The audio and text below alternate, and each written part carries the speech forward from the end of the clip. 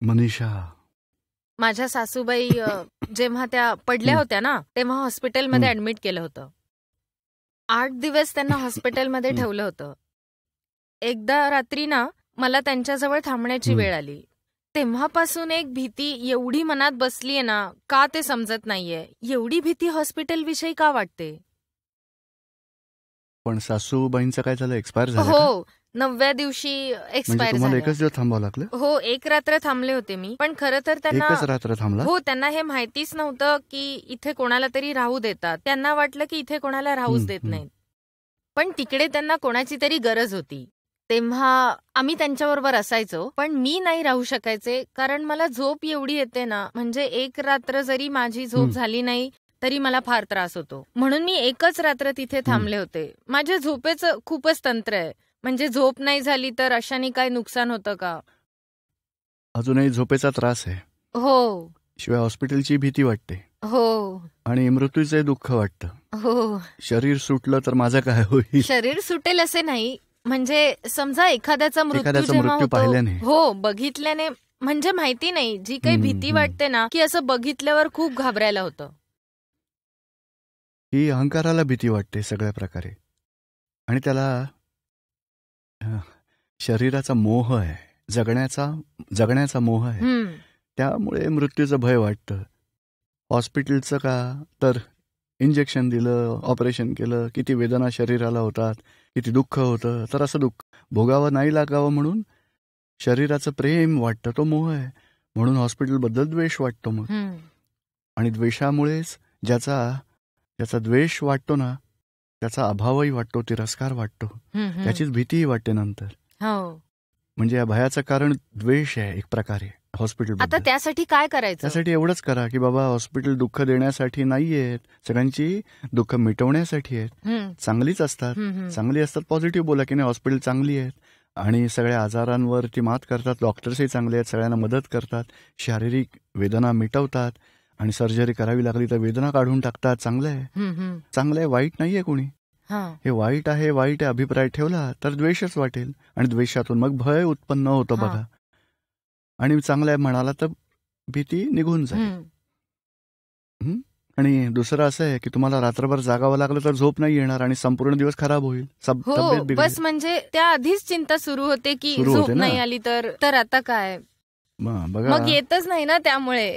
आणि चिंतेमुळे झोपही उडून जाते. नाही, झोपेचं बघा प्रॉब्लेम एवढा मोठा होतो ना, म्हणजे नाही पण झोप तर येते की नाही घरी गेल्यावरती? हो, घरी गेल्यावर येते. कधी हॉस्पिटलमधल्या आठवणी येतात, काय होईल, हॉस्पिटलमध्ये डॉक्टर्स असतात, नर्स आहेत, सर्जरी काय होणार, असा तो बेड दिसतो हॉस्पिटलमधला, तोच दिसत राहतो रात्री. नाही झोप नाही. सासूबाईंचे सगळे झाले ना त्यानंतर सगळं डोळ्यासमोर यायचं थोडे दिवस, पण आता सगळं ठीक आहे. म्हणजे आता एक आणखी उपाय करा. दादा भगवानांचा असीम जय जयकार म्हणा. दादा भगवान व्यवस्थित मध्ये जे आहेत तेच भलं हो. आणि मग कधी हॉस्पिटलमध्ये जावं लागलं तरी मी चांगली सेवा करेन. आणि झोप कमी होते बघा. शरीराचा धर्म कसा आहे, तुम्ही 6 तास नाही झोप घेतली तरी दिवसातून 1 तास अशी झोप जर घेतली तर आपोआप शरीर घेतं तशी झोप. तुम्ही चिंता करू नका शरीराची. नाही, म्हणजे कधी उपवास करायचा असेल ना, म्हणजे उपवास नाही करत, फुल एकदम जेवण खाण करून मग झोपायचं असतं फक्त, शरीरासाठी तेच बरं आहे ना. त्या शरीराविषयी शरीर धर्माचा विचार तुम्ही नका करू. शरीर आपोआप ट्रेनमध्ये जागा नाही मिळाली तर बसल्या बसल्या झोपतो मग, आणि 2-3 तास आरामात झोप घेईल. शरीर आपली झोप भरून काढतं गरजेपुरतं बघा. म्हणजे गरज नसते म्हणून येत नाही, आपली शरीर ते आपोआप घेईल. तुम्ही चिंता करू नका. नाही झाली झोप तर काय होईल अशी चिंता करू नका. शरीराला आपोआप झोप मिळणार आहे. म्हणजे त्याचा विचार तुम्ही करू नका. तो शरीराचा धर्मच असा आहे. 3 दिवस रात्री झोप नाही आली तरी 4थ्या दिवशी दुप्पट झोप येईल माणसाला. आणि ती दुप्पट झोप घेऊन ती उणीव शरीर भरून काढतं. हो. आणि दीपक भाई, सासूबाईंचे जेव्हा जिवंत होत्या तेव्हा जे काही राग द्वेष होते त्यामुळे त्यांच्या निधनानंतर आधी मला खूपच रडू येत होतं. म्हणजे काही आठवलं तरी आपलाच दोष दिसायचा. असेच 4 महिने झाले. आता तर एकदम बंदच झालंय, काही आठवत नाही. म्हणजे बघा सारं काही संपून गेलंय की काय. खूप सारे दोष धुवून टाकले तुम्ही, त्यामुळे शांत वाटतंय तुम्हाला. आता मोठं सामायिक करू ज्या दिवशी, तेव्हा उभ्या आयुष्यातले दोष, त्यात आपला मान, अहंकार, कर्तेपणा, मनमानी करणं, असे काही दोष त्यावेळी आपल्याला आठवतील, मग अरे सासूबरोबर असं केलं, आपली चूक झाली, त्यावेळी जे दोष दिसतील ते धुवून टाकायचे. पण त्यांना दुःख सुद्धा बरीच दिली गेली होती माझ्याकडून. जेव्हा होत्या त्या तेव्हा, आता नाही येत तर त्यांची खूप आठवण येते. वाटतं बिचाऱ्यांना असं झालं तसं झालं. हा, पण जे दोष घडले त्याचं प्रतिक्रमण करत राहा आणि वेगळं ठेवायचं, मनुष्याकडून प्रतिक्रमण करून घ्यायचं. त्यामुळे काय हिशोब रागद्वेषाचा पूर्ण होत जाईल. आणि दीपक भाई, सामायिक जेव्हा करतो ना, तेव्हा सामायिक मध्ये तुम्ही म्हणता ना की म्हणजे जे आहे त्याच्या मुळापर्यंत जायचं, तर तसं होत नाही. ते मात्र समजत नाही का? नाही, आता एकच किंवा 2 लेवल पकडून चला. दुःख दिलंय त्या व्यक्तीकडून, आपल्याला काही दुःख दिलं गेलं, 2 गोष्टी धरून चला, बाकीचं नंतर करू. अच्छा. समीर कुमार, पटना. दीपक भाई, मला हे विचारायचंय की खूप म्हणजे जसजसा माणूस पुढे जातो तेव्हा आयुष्यात खूप साऱ्या गोष्टी तो मागे सोडून येतो. तो त्याचा भूतकाळ बनतो आणि तो भविष्याकडे वाटचाल करतो. पण तो भविष्याचे नियोजन करतो, त्याचा भूतकाळ कुठेतरी अडथळा बनतो आणि मग कधीतरी तो पुन्हा भूतकाळाच्या गोष्टींकडे जातो आणि मग त्याला असे वाटते की हे सगळं निसटून गेलं, सगळं फोल आहे. म्हणजे गोंधळ फार उडतो आणि त्यामुळे त्रासून जातो, ज्यामुळे वर्तमानात सगळीच गडबड होते आणि मग बघा, दोन्ही बिघडतं. भविष्य बिघडतं, भूतकाळही. भूतकाळातल्याची सुधारणा नाही होत, पण भविष्य ते नाही बिघडू शकणार. त्यातला जो अनुभव आहे तो गाठीला ठेवा तुम्ही तुमच्या, आणि बघा की भूतकाळातल्या ज्या चुका झाल्या त्यातल्या अनुभवातून भविष्याचं नियोजन करा. आता भविष्याचं सेटिंग केल्यानंतर उरतं ते मग वर्तमान. बघा, प्लॅनिंग करू शकतो फ्युचरचं, पण टेन्शनमध्ये राहणं किंवा चिंता करणं किंवा स्ट्रेसमध्ये राहणं, त्यामुळे मग दोन्हीही बिघडेल. फ्युचरही बिघडेल आणि वर्तमानही बिघडेल. म्हणजे साधारण प्लॅनिंग करायला हवं की बाबा इकडे एवढा एवढा प्रोग्राम आहे किंवा मग हे काम असं असं करायचं आहे. त्यानंतर त्यात यश नाही मिळालं तर पुन्हा प्रयत्न करायचा, आणि जर कुठे चूक झाली आणि कुठे संयोग कमी पडतायत त्याचा अभ्यास करायचा. टायमिंग सेट होत नाहीये, एव्हिडन्स काही कमी पडत आहे, त्याचा अभ्यास करायचा. पण टेन्शनमध्ये राहणं तो मार्ग मात्र चुकीचा आहे. फ्रस्ट्रेशनमध्ये येणं तो तर अगदीच चुकीचा मार्ग. फ्रस्ट्रेशनमुळे वर्तमानही बिघडतं आणि भविष्याचं कामही नीट होत नाही. त्याऐवजी काय करायचं, समजा प्लॅनिंग केलं आणि डिस्टर्बन्स येत असेल तर 10-15 मिनिटं बसून 2 स्टेप्स करू शकता. एक तर 10-15 मिनिटं बसून ॲनालिसिस करा की कुठे चूक झाली आहे, कुठे एव्हिडन्सचे प्रॉब्लेम आहेत, कोणत्या कशा निमित्ताच्या मदतीने कार्य पूर्ण होऊ शकेल, कसा त्यावर उपाय शोधायचा आहे. त्यासाठी बुद्धीचा वापर करा. आणि दुसरं 10-15 मिनिटं दादा भगवानांचा असीम जय जयकार करा. पॉझिटिव्ह भावना ठेवा की दादा भगवान हा आमचा व्यवहार आहे, आम्हाला तो समभावाने पूर्ण करता येईल अशी शक्ती द्या. समजलं आता हे? खूपदा अशी प्लॅनिंग मध्ये गडबड होते ज्याचे कारणच समजत नाही. म्हणजे प्लॅनिंग करूच नका. तर मग कशाचं प्लॅनिंग करायचं तुम्ही? म्हणजे आता मी स्टुडंट आहे आणि कोणत्याही गोष्टीचं प्लॅनिंग करायचं फ्युचरसाठी, कधी एखादी परीक्षा द्यायची असते किंवा मग त्यावेळी मागे काय घडलं त्याचा विचार करत करत म्हणजे त्यामुळे खूप गडबड होते. नाही, पण साधी गोष्ट आहे, जे ठरवलं, जो निर्णय घेतला की एवढ्या 3 एक्झाम्स द्यायच्या तर द्या. आणि चौथं म्हणजे त्या परीक्षा झाल्यानंतर एखादा कोर्स करायचा किंवा कोणती लाईन घ्यायची तर त्याचा थोडासा पॉझिटिव्ह निगेटिव्ह स्टडी करा शांतपणे. एखादा कोणताही कोर्स करायचा असेल त्याचे किती पॉईंट्स, 10 पॉझिटिव्ह आहेत तर निगेटिव्ह आहेत, तर नाही तर दुसरा तिसरा चौथ्या कोर्सची माहिती घ्या आणि बेस्ट कोणता आहे ते बघा. एखाद्या कन्सल्टन्सीला विचारा, अनुभवींना, आणि साधारणपणे डिसिजन घ्या की जो आपल्या प्रवृत्तीला रुचेल तो जमेल, मग मी त्याच मार्गावरून जाईन. शांतपणे ठरवा तुम्ही. समजतं का आता हे गोंधळ कशामुळे होतो? तर बघा, आजकाल तर किती शाखा, खूपच शाखा आहेत एक एक विषयाच्या, एक कम्प्युटरमध्ये किंवा इंजिनिअरिंगमध्ये किंवा सिव्हिलमध्ये.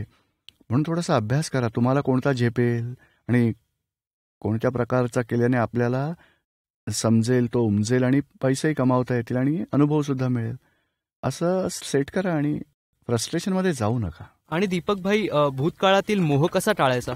भूतकाळात कशाचा मोह होता? भूतकाळातला मोह ज्या ज्या स्टेजेसमधून आपण गेलो आहोत, म्हणजे आपल्या घरात, आपल्या मित्रमंडळींमध्ये, आपल्या शाळेतल्या काळात, आपल्या कॉलेजच्या काळात, आणि जसे जसे पुढे जातो त्यामध्ये. ते तर आता पेंडिंग ठेवा. पुन्हा वाटलं तर बोलू, नाही वाटलं तर पूर्ण झालं समजा, नाही का? तुम्हाला मुंबईला जायचं असेल तर मध्ये रायपूर येतं, नागपूर येतं, म्हणजे सगळ्या स्टेशन उतरून राहायचं की मुंबईला पोहोचायचंय? हा, मग रायपूर त्याला उतरायचंय. अरे सुटली गाडी तर स्टेशनवर 15 मिनिटं थांबते गाडी, मग थोडं फिरा, चहा वगैरे प्या, पुन्हा बसा, पुढे जा. अशा आयुष्यात एक एक अवस्था येतात आणि जातात, आणि पुन्हा फिरून भेटलो तर भेटू मित्रांना. शाळेत ते असतील ते सगळे फ्रेंड्स तरी भेटतीलच, पण दुःखी नाही व्हायचं. आणि वर्तमानात राहा, remain in present all the time. म्हणजे वर्तमानात राहिल्यामुळे आनंदात राहाल तुम्ही.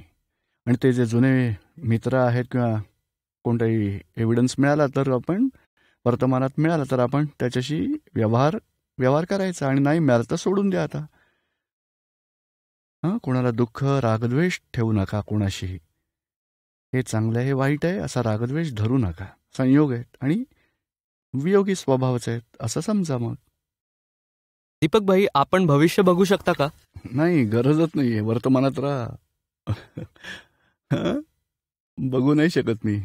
बघण्याची गरजही मला वाटत नाही. जर गरज पडली किंवा प्रयत्न करू शकलात तर? नाही, तुम्ही बघा किती बॉदरेशन वाढलंय, आणि तुम्ही भविष्य बघताना बॉदरेशन वाढत जातं. आता मला समजलं की हा रस्ता योग्य नाहीये, रिमेन इन प्रेझेंट. आणि थोडंसं प्लॅनिंग करतो, म्हणजे इथून आपण पुढे 3 दिवसांनी एवढा असा प्रोग्राम आहे, नजीकच्या भविष्यातला प्रोग्रामचा विचार करून कागदावर लिहून सोडून देतो. मग डोक्यात नाही ठेवत, बॉदरेशन नाही करत त्याचं. डोक्यात फक्त वर्तमान आहे, वर्तमानात जे काही मग संयोग जुळतील ते संभवाने पूर्ण करायचे.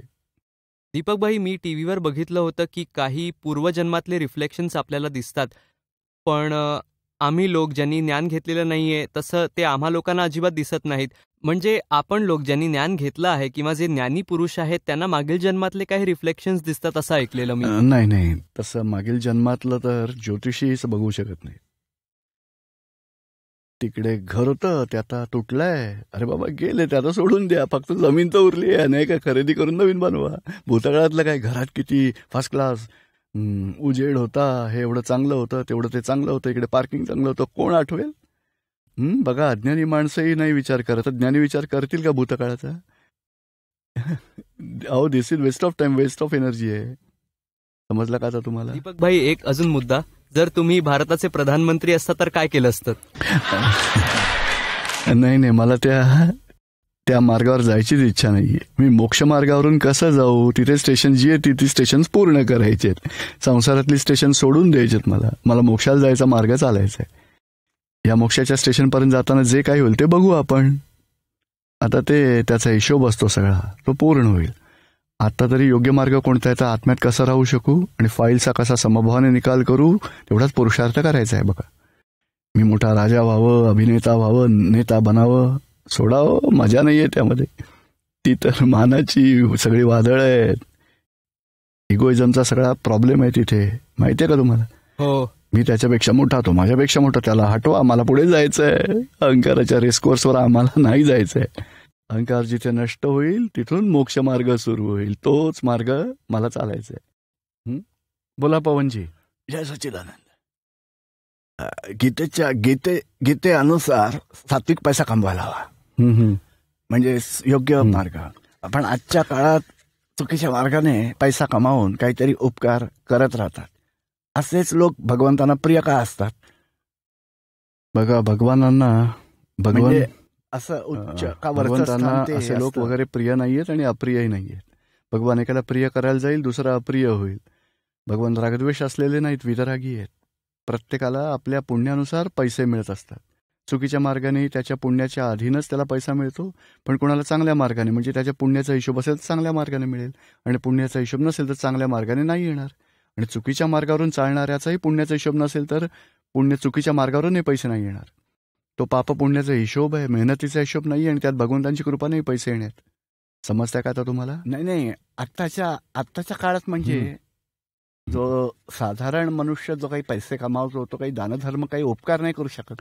म्हणजे कमी पैसे कमावतो, पण त्याला मला एका प्रश्नाचं उत्तर द्या. पैसा कमावणं आणि तो मनुष्याच्या अधिकाराचा विषय आहे का हुशारीचा विषय आहे का भगवंताची कृपा आहे? मनुष्य आपल्या अधिकाराने जेवढं हवं तेवढं कमावू शकतो. हा, म्हणजे त्याच्या तो नियतीचा हिशोबाने कमावतो. म्हणजे नियत कशावर आधारित आहे? मनावरती. आत्म्याबरोबर नाही. नियत आपली, बघा, नियत तर खूप चांगली आहे, तरी म्हणतात किती कमी पैसे येत आहेत, मग काय करेल माणूस? नियत अनुसरतानाच दुसऱ्या जन्माची बीज पेरतो. पण आजच्या काळात जो पैसा येतो त्यातली खरी गोष्ट जाणून घ्यायची तुम्हाला. आजचा जो पैसा येतो ना, तो मेहनतीने सुद्धा येत नाही, अक्कल हुशारीनेही येत नाही, भगवंतांच्या कृपेनेही येत नाही, नियतीनेही येत नाही. आजचे पैसे पूर्वजन्माच्या पुण्याचं फळ आहे. पूर्वजन्मात जे पुण्य केलं त्याच्या फळानुसार आज पैसे येत आहेत. किंवा पाप केलं असेल तर पैसे कमी मिळतात आणि नाही मिळत. पूर्वजन्मातील पुण्याच्या हिशोबाने आजची लक्ष्मी येते. आणि आज जो नियत बिघडवतो त्याचं नुकसान भविष्यात पुढच्या जन्मात त्याचं नुकसान होईल. बघा, नाही पण चुकीच्या मार्गाने जे उपकार केले जातात त्याचं काय स्थान आहे सांगा ना आम्हाला. चुकीच्या पद्धतीने केलं असेल तर त्याची जबाबदारी येईल त्याच्यावर. पुढच्या जन्मात एवढीच संकट येतील. बघा, चुकीचा मार्ग जो नशिबात आहे आणि जे बाहेर घडतं ते बघा संयोगाधीन आहे. आणि आतून खुश होतो की बघा मी असं फसवलं, मला पैसा मिळाला. म्हणजे भाव बिघडवला आणि त्यातून उपकार केले, त्याचे भावनेचे पुढच्या जन्मात फळ मिळेल त्याला. दुसऱ्या जन्मात नोकरी करूनही पैसे पूर्ण नाही मिळणार आणि नुकसानच होत राहील त्याचं. आणि त्याच्याही पुढे जाऊन इतरांचं नुकसान करून पैसे कमावेल तर 2 पायांमधून 4 पायात जाईल तो.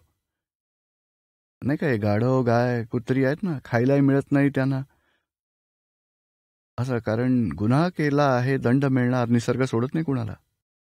बरं, दुसरा प्रश्न आहे, म्हणजे गीतेत म्हटल्याप्रमाणे वाचक संजयला भगवानांची दिव्यदृष्टी प्राप्त झाली होती का? नव्हती झाली. पण ते सारे युद्ध बघू शकत होता संजय. बघत होता तो, पण ते बघणं आणि समर्पण भाव असणं या दोन्ही खूप वेगळ्या गोष्टी आहेत. काही लोक येतात सत्संगात, ज्ञानविधी बघतात, काय करतायत, कसं करतात, बोलतातही बरंच, पण त्यांना काहीच फायदा होत नाही. कारण समर्पण भावच नसतो त्यात.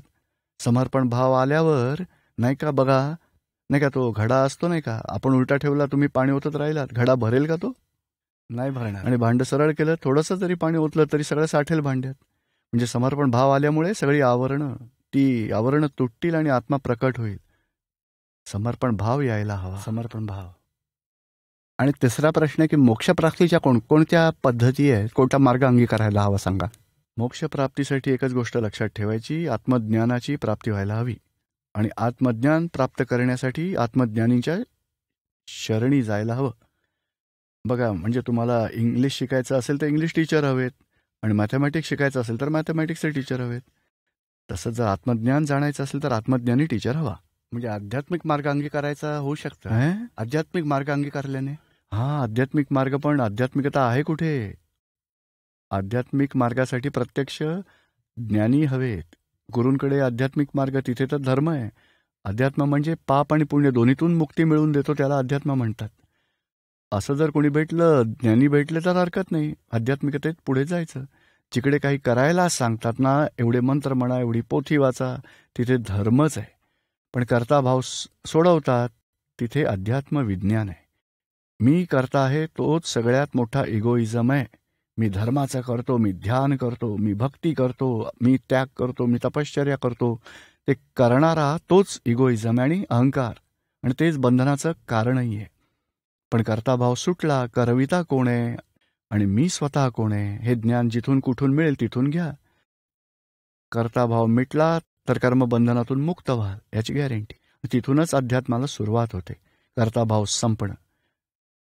समजते आता तुम्हाला? बरं, आणखी एक गोष्ट, जर कोणी दीक्षा घेतली असेल एखाद्या वेगळ्या गुरुकडून, तर पुन्हा त्याने ज्ञानविधी घ्यायला हवा का? नाही काय, दुसऱ्या गुरूंकडून काय दीक्षा घेतली असेल मंत्राची, मग हरकत नाही, ती असू द्या. ती तर पवन कुमारने घेतली आहे ना, का आत्म्याने घेतली आहे? पवन कुमारने. पवन कुमारने. आता शाळेत किती शिक्षक होते शिकताना, नंतर कॉलेजमध्ये आलात, नवे प्रोफेसर्स गुरु होतेच की नाही, हे व्यवहारातले गुरु आहेत. पण आत्म्यासाठी गुरुही नाही, शिष्यही नाही. इथे आरामात आत्म्याचं ज्ञान घेऊ शकता. आणि या पवन कुमारला जी काही पूजा करायचे, पोथी वाचायचे, वाचू द्या, आणि सुटलं तर सुटू द्या. कारण आपल्याला आपल्या मोक्षासाठी आत्म्याची अनुभूती प्राप्त करायची आहे, आणि इथे ती प्राप्त होते. तो व्यवहार आहे, हा निश्चय आहे. तिथे संसार व्यवहाराच्या गोष्टी आहेत, इथे आत्मदृष्टी प्राप्त व्हायच्या गोष्टी आहेत. इथे गुरुसुद्धा नसतात, शिष्यही नसतात. समजलं आता तुम्हाला? ज्ञानविधी आणि दीक्षामध्ये काय अंतर असतं? काय? ज्ञानविधी आणि दीक्षामध्ये काय अंतर आहे? दीक्षा तर मनाला शांती लाभण्यासाठी आधार बनते, आणि ज्ञानविधी म्हणजे भेदज्ञान आहे, मोक्षाचं बीज आहे. अज्ञान समाप्त होतं, कारण मग मोक्ष सुरू होतो, कर्मबंधन स्टॉप होतं, आणि नंतर कर्माचं फळ, अज्ञानमध्ये राहून कर्मफळ पूर्ण केलं तर मोक्ष होणारच होणार. कर्म समाप्त झाली, कर्माचं फळ, नवी कर्म बांधलीच नाहीत, जुन्या कर्माची फळं समाप्त झाली तर मोक्ष गती प्राप्त होईल. आणि ही दीक्षा घेतल्यामुळे मनाला शांती लाभेल आणि पुण्यगाठीला बांधलं जाईल. पुढच्या जन्मात त्या शांतीचं चांगलं फळ मिळेल. शांती लाभेल, काही संपत्ती लाभेल, खरे गुरु लाभतील आणि मनाच्या शांतीचा मार्ग सापडेल तुम्हाला. आणि ह्यामुळे तर मनाची शांती मिळेल, शिवाय आधी व्याधी उपाधीमध्येही समाधी राहील अध्यात्म विज्ञानाने. समजते आता तुम्हाला? हो, जय सच्चिदानंद.